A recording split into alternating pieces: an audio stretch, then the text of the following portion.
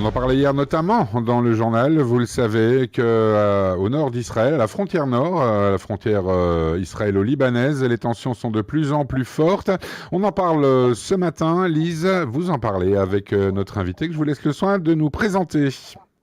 Je suis ravie d'être ce matin avec Avraham Levine, sergent de réserve de Tsahal et responsable des médias au Centre Alma spécialisé dans le nord d'Israël.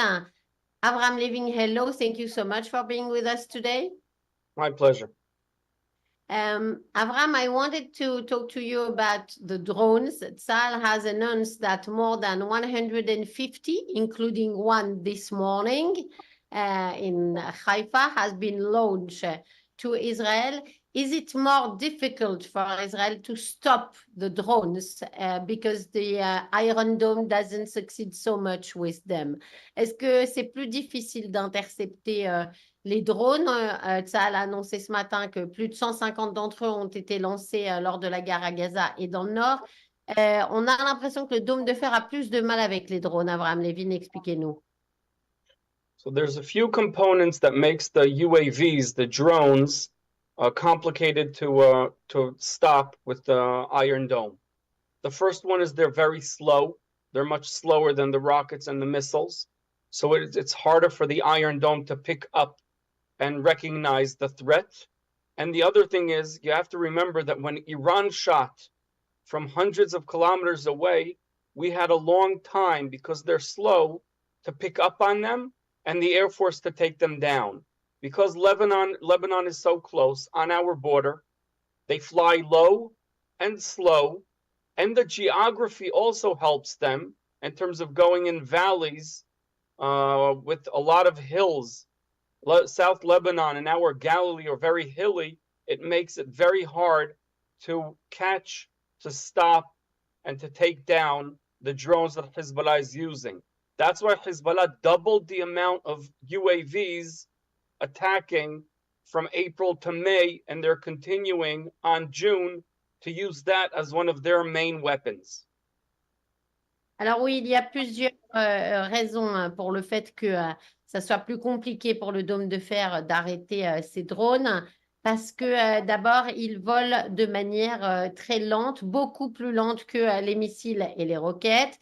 Donc, c'est plus difficile pour le dôme de fer de déterminer la menace. Ensuite, par exemple, on l'a vu lors de l'attaque iranienne quand ils venaient de si loin. Donc, ça prend un certain temps avant qu'ils arrivent dans notre espace aérien et que les avions de l'armée de l'air israélienne puissent les intercepter. En revanche, quand ils sont envoyés par le Hezbollah depuis le Liban, qui est juste à la frontière israélienne, très près de notre frontière, et qu'ils volent à basse altitude et en plus, comme je vous l'ai dit, doucement.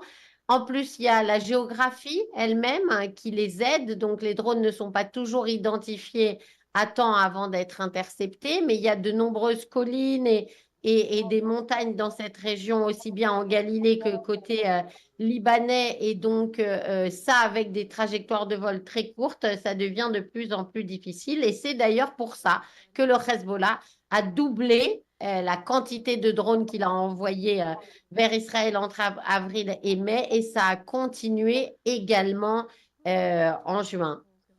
Not only the drones, but also they are sending a lot more of missiles from the beginning. Most of them were from Gaza, but also from the north.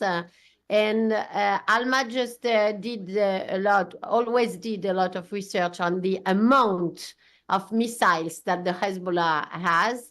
And we understood from that if they want to fire them, there will be an enormous quantity, much more than what we saw in the Gaza war.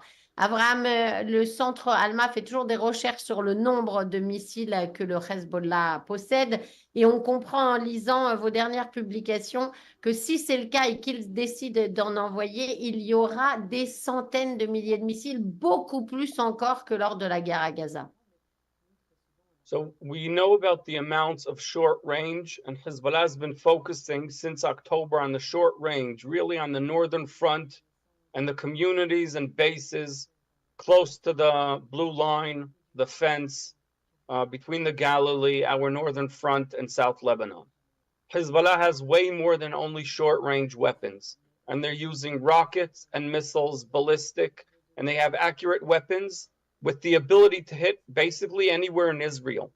We think they'll completely paralyze the northern front with hundreds and maybe a few thousand rockets, missiles, mortars every day for quite a long time.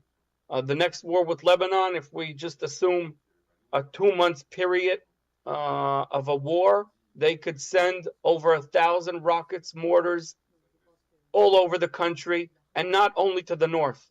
Their holy grail, their main purpose will be to hit the main cities in Israel, Haifa in the north, also a harbor, but also to hit towards Tel Aviv. In Nasrallah's words, between Netanya and Ashdod, the whole coast, the heavily populated area with economic interests, military interests, and most of the people in Israel will be the target of Hezbollah. Alors oui, depuis le début sur le front nord, ils se sont concentrés sur les missiles à courte portée, le Hezbollah. Mais ils ont bien plus que ça et on le sait. Ils ont des missiles, ils ont des roquettes, ils ont des missiles balistiques de précision et on comprend bien effectivement qu'ils pourraient en lancer à peu près 1000 par jour et que pendant 2 mois, ils n'auraient aucun mal à tenir ce rythme-là de 1000 par jour. Et ça, ils peuvent atteindre le pays tout entier et notamment les principales villes. Haïfa dans le nord, bien sûr, mais aussi Tel Aviv et aussi toute la côte entre Netanya et Ashdod, sachant qu'ils viseront à la fois des intérêts économiques, des intérêts militaires et c'est là où se tient le peuple d'Israël. Donc, c'est là leur vrai but. Avraham Levine, my last question. Do you think that some negotiations are still having now about a diplomatic situation possible in the north, or you don't believe in it?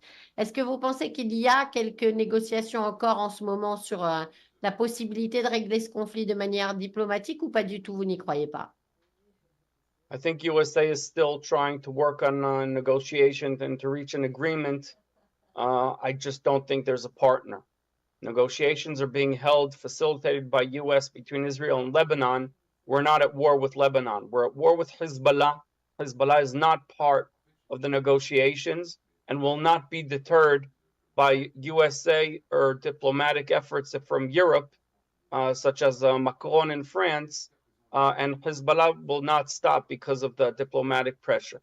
Diplomatic pressure does not work on terrorist organizations, hasn't before. The UN force that's been there, over 10,000 soldiers since the end of the war in 2006, in August 2006, hasn't done anything to deter, to stop, to eliminate the threat from the north. And I truly do not believe a diplomatic agreement will help us here.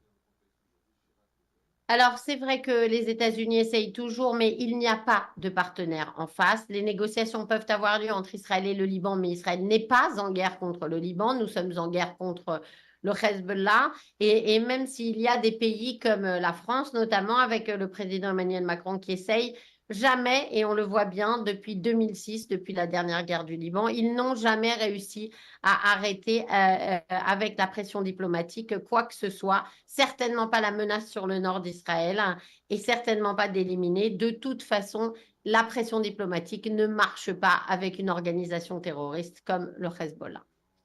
Thank you very much, Avraham Levine, for having been with us today. Je répète que vous êtes sergent de réserve de Tsahal et responsable des médias au Centre Alma, qui est spécialisé sur cette frontière nord d'Israël.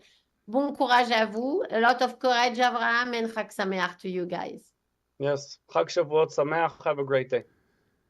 Merci infiniment à Avraham Levine d'avoir prêté son concours à cette matinale. Merci à vous, Lise, avec vos questions toujours aussi pertinentes. C'était donc